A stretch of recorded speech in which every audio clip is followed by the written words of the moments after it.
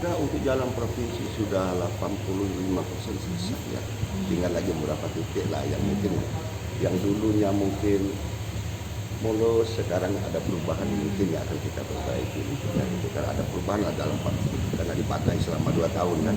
Jadi itu kita tentu Jaya dan banyak daerah-daerah lain mungkin ya daerah kabupaten kota juga yang selama ini ke daerah tersulit kita bantu bagaimana supaya ya, infrastruktur daerah-daerah tersulit itu akan dapat menyambung hingga nantinya yaitu semua masyarakat kita kerja seperti jalan jembatan air Tubian yaitu Muara Padang, setelah itu jembatan mungkin Rantau Bayu akan kita selesai.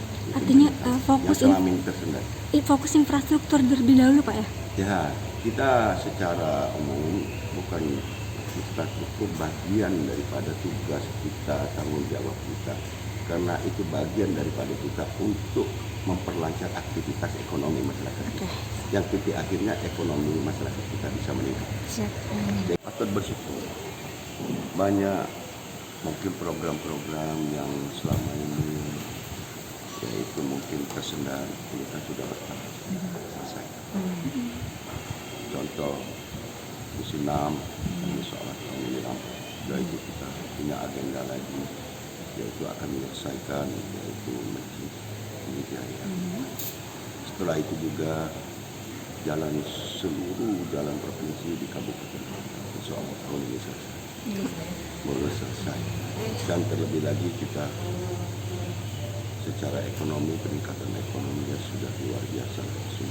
Ternyata walaupun ada wabah COVID-19 tapi tetap kita bertahan dengan melebihi daripada yaitu pertumbuhan ekonomi dan lain itu di atas nasional. Nah, dan yang terakhir alhamdulillah kita dan insya Allah mudah-mudahan tahun 2021 kita dipercaya menjadi yaitu tuan rumah 20 yang saya kira luar baik tentunya kita persiapkan dengan sebaik-baiknya.